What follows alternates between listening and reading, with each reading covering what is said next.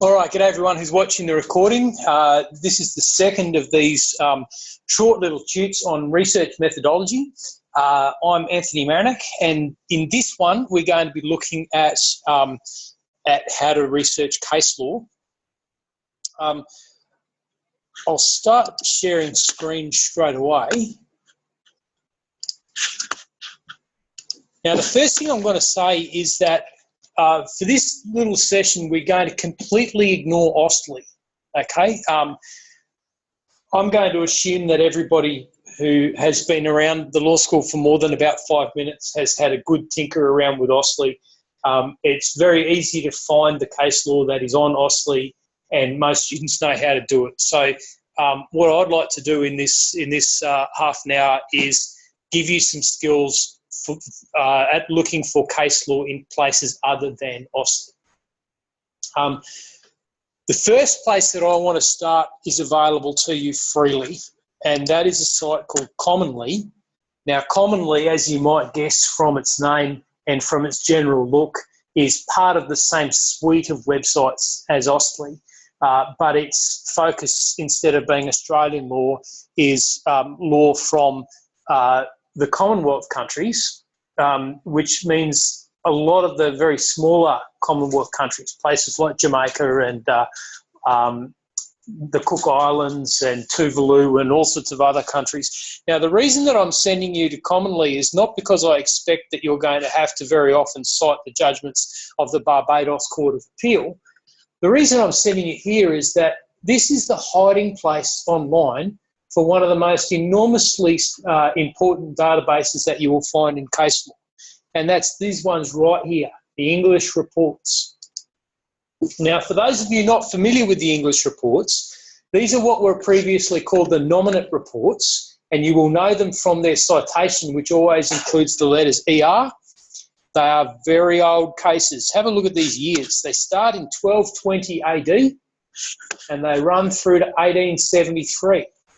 Anything after 1873, you're going to start seeing the new report series from 1874 onwards of the common pleas, the King's Bench, the Admiralty, the appeal cases and the equity courts, or the chancery cases. But before that, you have this immense number of old English cases. Now, those of you who've done contracts with me will know that sometimes we still cite cases from this long ago, okay? You can go to them either from the year or you can go to them from a particular decision, okay? So what we're going to do is we're going to look up a case called Pinnell's case, which is one that we study in contract law. Now, we're just going to confirm the year, which is why I've Googled it, and the year is 1602. So we're going to find that report. We go through by date, we pick out 1602, and you can see that each of the decisions is listed on the site there. Now, that's obviously not going to include Pinnell's case because there only seems to be about half a dozen cases. So what we'll do instead, we'll go back and we'll do a name search under the letter P.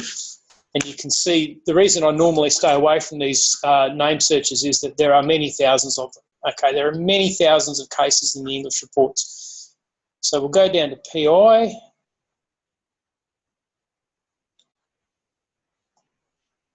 And here we are, Pinnell's case. Now,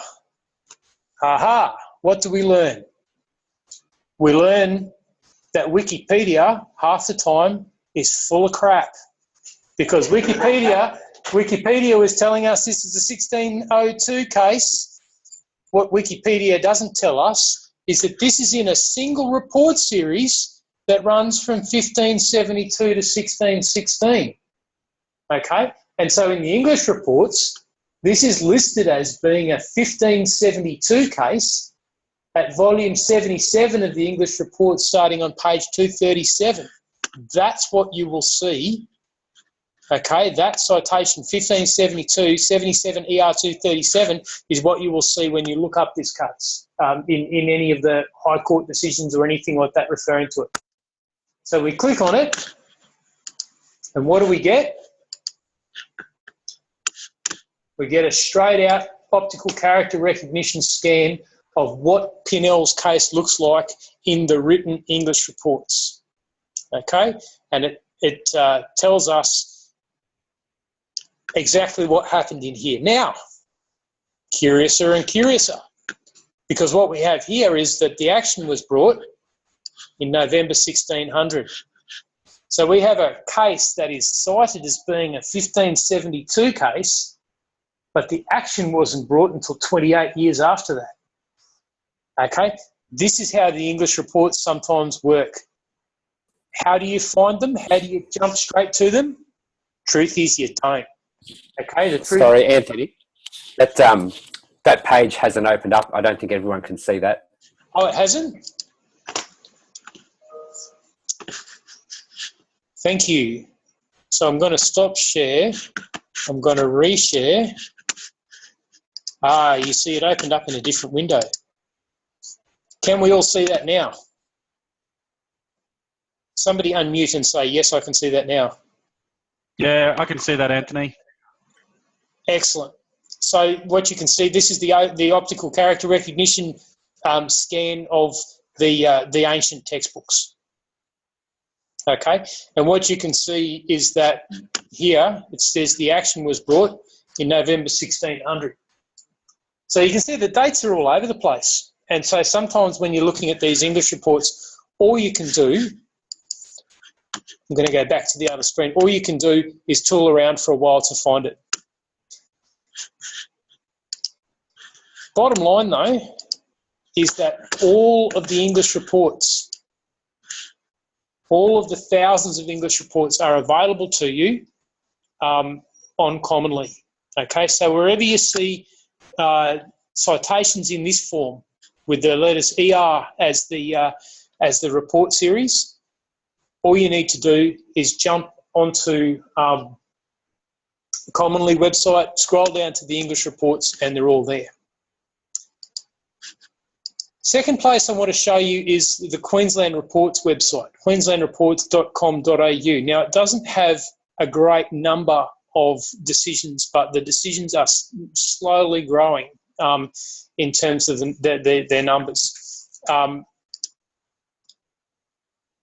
You go onto this website, queenslandreports.com.au, click on Key Decisions, and it gives you the most significant recent decisions made by the courts in Queensland. Okay, they're sorted out by area of law. To be honest, I don't find this website all that useful. Most of the time, I'm going to find what I need on Austlii sooner than I'm going to find what I need here. But part of research is about having as many options as you possibly can, because it's surprising how often things don't turn up where you expect them to be, and then they turn up somewhere that you completely didn't expect them to be. So just be aware that there is a location online where report series from Queensland come up. All right, now what we're going to do is jump onto some of the databases available through your CQ Uni library account. We're going to start with a database called Westlaw.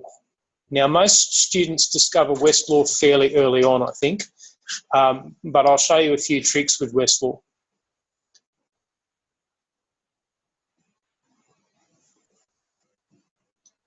Okay, this is the main Westlaw screen. The first thing that you'll see is that over on the right here, where I'm scrolling down now, is a list of the subscriptions that you have available to you through your CQ Uni account. And you can see that there's quite a few report series. The key ones that you will need to know, first and foremost, the Commonwealth Law Reports. Now, the Commonwealth Law Reports are also available on Austlii, except there's some reports that you will not find on Austlii, that you will only find in the Commonwealth Law Reports. if this was a normal tute and there weren't 100 people online, I'd ask if anyone knew which ones they are. But instead, I'm just going to tell you that the Commonwealth Law Reports include reports by the Privy Council. When the Privy Council was conducting appeals into Australian matters from the period 1903 to 1986, when the Privy Council was still the final Court of Appeal for Australia. The other thing is that the CLR database on Westlaw will also give you a printable case report that you can hand up in any court. So again, the courts that won't accept Ausley, they will accept what you print off Westlaw. So we come to Commonwealth Law Reports, we click open the tree, and you will see that it's listed by volume.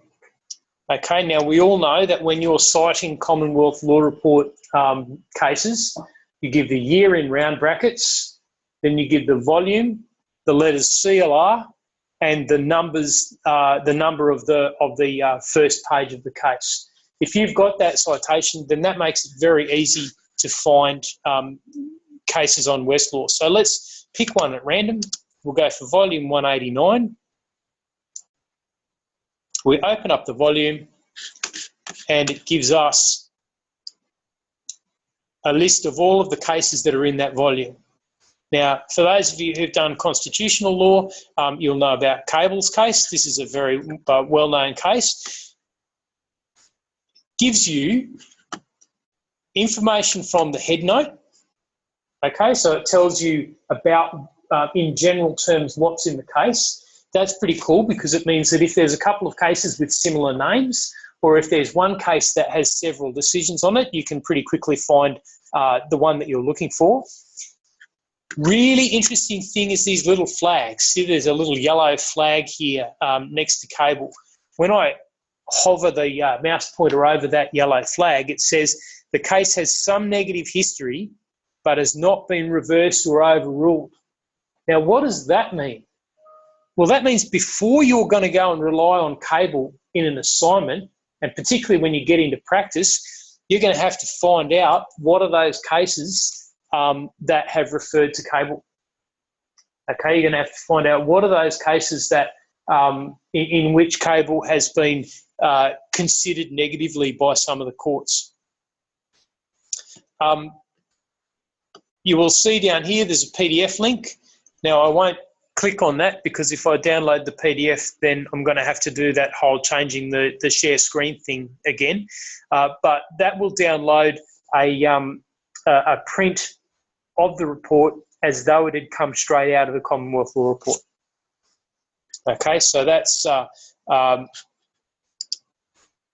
available to you just from the index screen. We click on the headline and it gives us the same information with more detail. But then some of you are thinking, all right, Anthony, so if there's some negative history, if there's some cases that have considered this case, how are we going to find those? Okay, what are we going to do? Well, you click on the title and it brings you to these tabs here. You go to this one that says first point. We wait for first point to come up. We wait for the spinning ball of death to stop.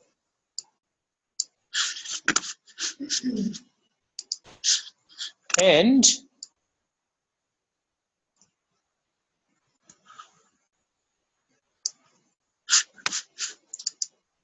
it doesn't seem to have given me first point yet.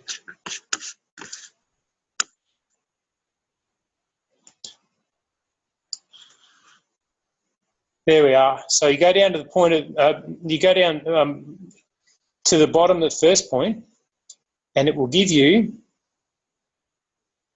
look at this, all of the journal articles that have ever referred to this decision. And then above those journal articles,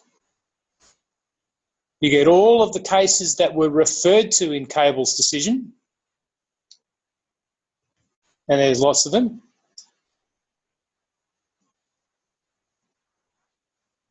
But more importantly, what we've got here is this heading that says considered. What this tells us is that these are all the cases in which the High Court considered cable, and then it's got symbols that tells us what happened. Okay? So it gives us an indication of which of these cases are the ones that are going to be most reliable. What I would be suggesting that you do is go through and have a look at each of these cases, because you can't tell whether or not the negative history associated with those subsequent cases is on the point that you're worried about. So what you can see here is that using first point, you can find out which cases have either applied, okay, you can see applied here, or considered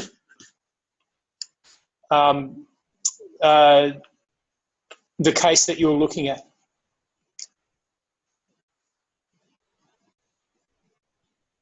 In fact, hold on just a moment. There we are. Sorry, I was looking too far down the list. If you go further and further up the list, you can see that here we have cases subsequently coming right up until virtually the present day. So these are the cases. The ones down below were the ones that Cable referred to. These ones up here, these are the ones that that have referred to Cable. And as you can see, there's dozens and dozens of them. So if you're doing research on this case, you've got quite a lot of reading ahead of you to do. So you can see that first point gives you an immense amount of information about a particular case. Okay, let's go back home. Apologise for that. I picked out the wrong list, but I probably picked a bad case because there was an immense number of referring cases there.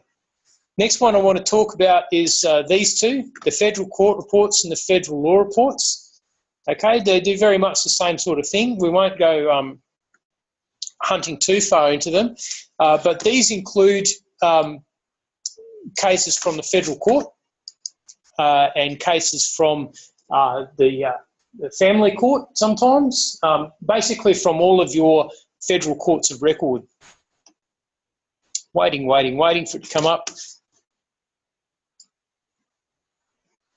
Okay, and so you can see that there's a bunch of cases. Let's pick one out at random. Here we are. This one's actually a Supreme Court of New South Wales case. It's been listed in the federal courts. Click on it, and we've got everything that we could need. So you can print off the PDF, you can download a Word doc, and you can do exactly the same thing with first point. Okay, now some of this stuff you can do similar stuff on Austlii, but it's a whole lot easier to do on Westlaw. Now, the one other thing I want to show you on Westlaw before we push on from it is right down the bottom, and that is the unreported judgments. Be very, very careful with unreported judgments because they're usually unreported for a reason. So these are judgments that have been made by a superior court of record, but they haven't been printed in any of the official report series. Okay, and that's usually because the court doesn't think that that judgment actually develops the law in any way. Okay, so if all they've done is applied the law that they had previously stated in other cases, well, they're not going to bother bulking out the report series with that case. They're not going to bulk out the report series with 200 cases that simply apply a point of law that they decided 25 years ago. So many of those judgments will be unreported. Now, if you hand me an essay and instead of telling me about the cited key primary case in 1975, if instead you try and impress me by giving me 8 cases between 2012 and 2015, all of which are unreported and all of which just refer to that case from 1975, I'm not going to be sitting there saying, wow, this is awesome research. I'm going to be sitting there saying this student clearly doesn't understand how the common law works. Okay, so sometimes you will have to dive into the unreported judgments, because sometimes the case that didn't seem particularly important at the time turns out to be really important later on when other people go back and look at it. But most of the time, give those unreported judgments a miss. I would suggest that until you get to the point of doing research for your honours thesis, if you're going to be citing an unreported judgment, it'd be worth an email to your lecturer to say, hey, I'm thinking about using this case in order to make this point. Am I on the right track? And if you do that, most of us will come back and say, no, keep looking. There's a better case out there and it's in a report series. So know that they're there, but don't be in a big hurry to use them. So that's Westlaw. Now we're going to go back and we're going to kill off Westlaw. Go back to our databases screen, back to the L's. And you remember that for those of you who watched the statutes section, the statutes session that we did earlier this evening, you'll remember that I said there's two similarly named databases, LexisNexis AU and Lexis.com. Well, this time we're going to jump onto Lexis.com. Now, Lexis.com is an American website, an American database. So you have to think about everything on Lexis.com from the perspective of being a researcher in the United States of America, which may or may not be why it's taking so long to load. We're going to go looking for resources that are relevant to Australia. And as you can see on the front page there, pretty much everything is American. If we're looking for Australia from an American perspective, we're looking for somewhere foreign. So we click on the link for foreign law. And you can see these are the countries for which there is some type of foreign law available on the Lexis.com database. Okay? So there's heaps of countries, tiny little countries you never heard of. We can jump to Australia.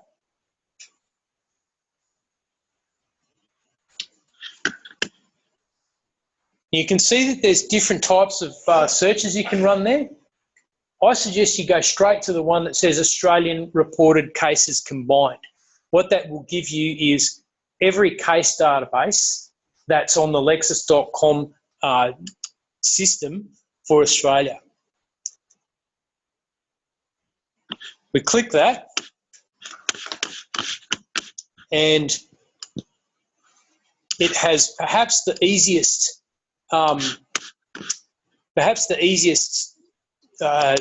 search screen you'll ever see.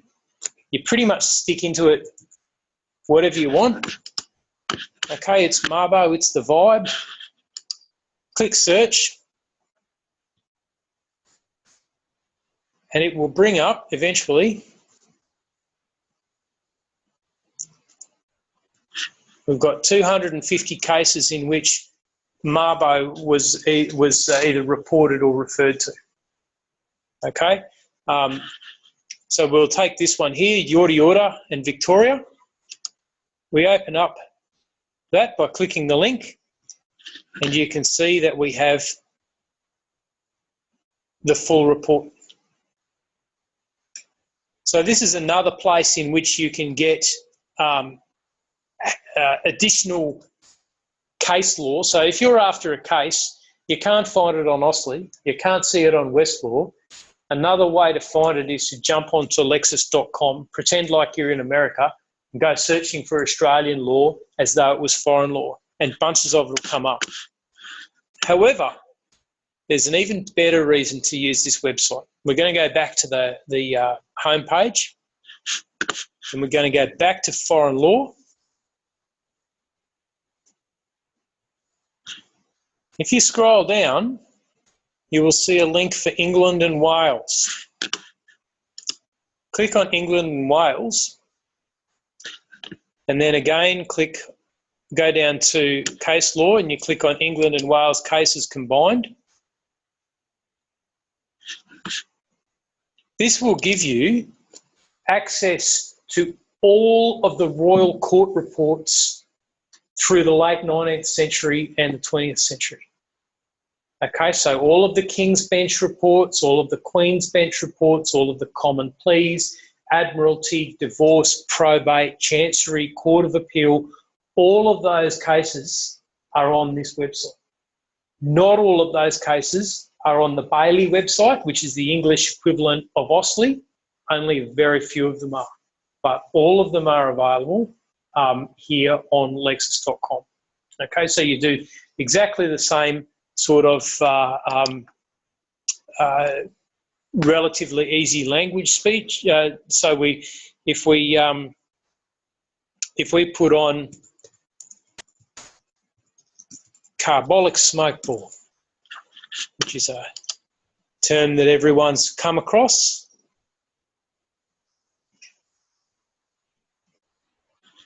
And the first one that comes up, Carlisle and the Carbolic Smoke Ball Company. Okay? This particular report is coming out of the All England Reports, and you've got a proper head note, so the same head note that's in the report series, and then the full judgments. Okay, so every judgment by every one of those English Superior Courts is available to you through these databases. I reckon that before tonight, probably only about 10% of the students coming through to the third year subjects that I teach really knew how to get this stuff. Okay, and it should be really widespread knowledge. So that's Lexis.com. Go back to Lexis.com. One other thing I want to say is that you can use Lexis.com to find US cases. Now, it's only very rarely that you're going to find US cases referred to in your courses. I know that in evidence and proof, I refer to one American case, a case of Ogden in the state of Illinois, but I don't think I refer to any American cases in either Contracts A, Contracts B, or Advanced Statutory Interpretation. So this is pretty unusual to have to go to American stuff. The main reason I'm telling you that the American stuff is there is to tell you not to use it, because it's a very common thing, particularly among students who are using the cheaty websites, who are going onto your old lawstudent.net type websites. Much of the material on there is from American students and it cites American case law, okay? If I get an assignment that's chock-a-block with American case law, straight away, I know you didn't do that work, you didn't go on the databases, you weren't looking up cases, you've done a bit of Googling, dude. You're going to get a mark that's the mark that somebody gets if they've done a bit of Googling, okay? If you really do need to go for American case law, it's in there. Don't use this as a general research source though, because what it's going to tell you is what the law is like in the United States of America. And what the law is like in the United States of America is already very different to what it's like in Australia. And if old mate Trump gets in, it'll get even more different to what we've got as law in Australia. So just be aware that it's there, but treat it with kid gloves. Now, those are the key databases that we've got for case law. I said that I wasn't going to talk about OSLI, and we've got to this point without doing it, but there is one thing I want to show you on OSLI that many of you mightn't have come across yet, and that is this thing here called Lawsite, okay? Lawsite lets you look up a whole bunch of information about cases. And the way that we're going to get to Lawsite, the more interesting way we're going to get to it is we're going to open up a case at random. Let's say 1994, that was a good year. We open up a case at random, Gallagher and Rainbow. I've got no idea what this case is about, but it'd be an interesting one to look at. And we can take that and wouldn't you know it, I've picked out one that doesn't have a Lawsite entry. Let's try again.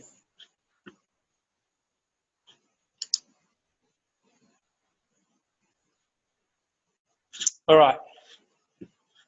You can see here, it's got the medium neutral citation, square brackets 1994 HCA 18. If you click on that, it will just bring you back to where you are, because that's the link to the full text of the case.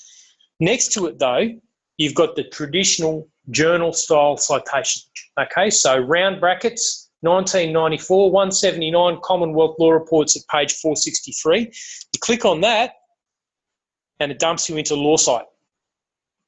What Lawsite tells you is every case that refers to this case, law reform reports referring to this case, law journal articles referring to this case, legislation cited by this case, cases and articles cited by this case. Over on the right-hand side, it tells you what court that happened in, what date it was. It tells you where you can find the full text, most of the time on Austlii. It tells you what country it was from. And then it's got this extremely cool thing called the citation index, which tells you how many times each of those cases has been cited by other cases.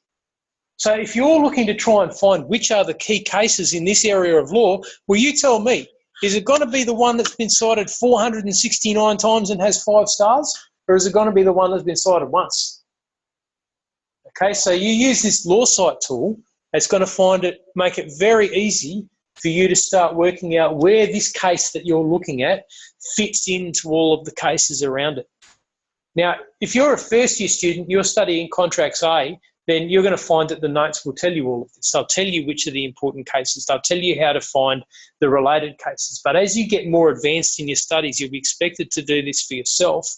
And by the time you get to postgraduate study and postgraduate research, or more importantly, by the time that you are a junior solicitor in a firm and you're doing research for your associate, you'll be expected to know this stuff for yourself.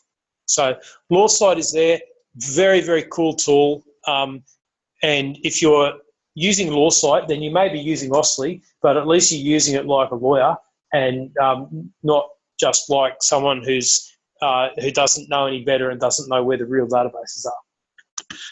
Okay, I'm going to stop the screen share now and say, are there any questions? Okay, we've got a question from Vivian here in downtown Rock Vegas. Go for it. I was just wondering if you ever use the www.courts.queensland.gov.au for case law? Yeah. If you go onto, let's do this. If you go onto the courts website, so I'll share screen again.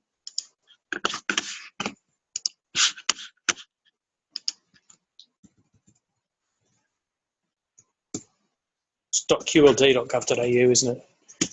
So I've got it bookmarked, which probably tells you that I do use it. Okay, so this is the Queensland Courts website. And the Queensland Courts website includes, if you click on For Lawyers and then scroll down, it includes quite a bit of really useful material, including judgments. If you click on judgments, you will see recent decisions, okay? You can also go over the left here and pick out particular courts, okay? The only difficulty with these is that they don't go terribly far back, okay?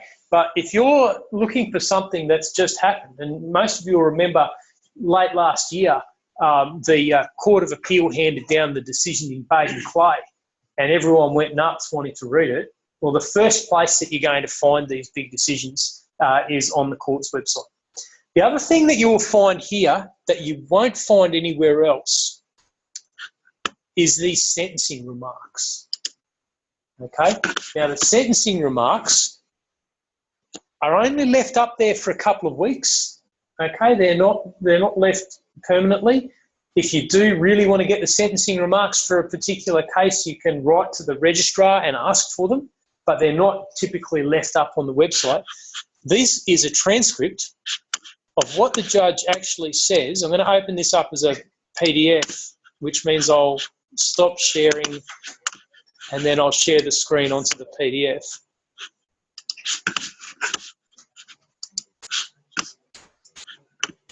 This is what the judge says to the defendant when they're sentencing. So please stand, Mr. Alvarez.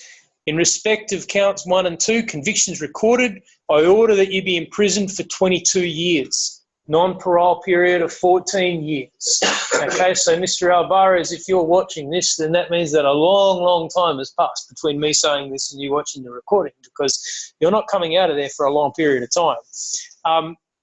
What happens is the judge will then go through and the judge will indicate, according to the sentencing principles we have in Queensland law,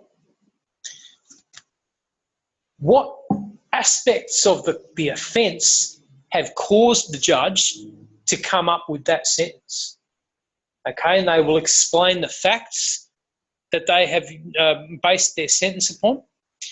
And all of this is recorded because, of course, these prisoners are potentially able to appeal against their sentence. And so the higher court, when considering that appeal, needs to understand what the lower court's reasoning was in terms of applying a particular sentence. If you're ever bored and you want to have some really interesting reading and you're into criminal law, go and have a read of some sentencing decisions. Absolutely fascinating.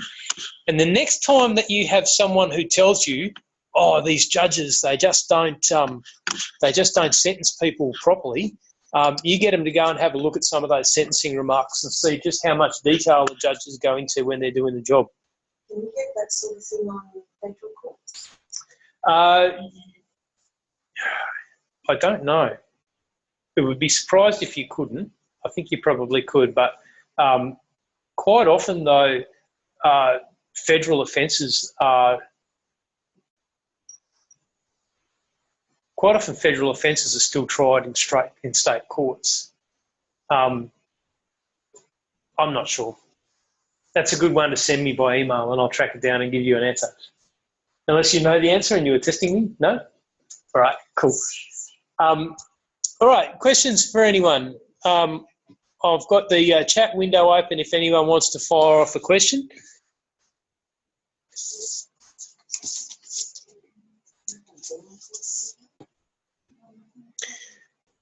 That's looking like a no. All right, I'm now going to stop this recording and go and grab myself another drink of water because my throat is starting to remind me that it's been a long, long day. So I'll put Wayne back on. And what we're going to do when I come back is we've got about half an hour left in this session. So I'm going to combine our discussion of encyclopedias and journals into one tute, which will go fine. So, all right, I will stop recording and be back very shortly.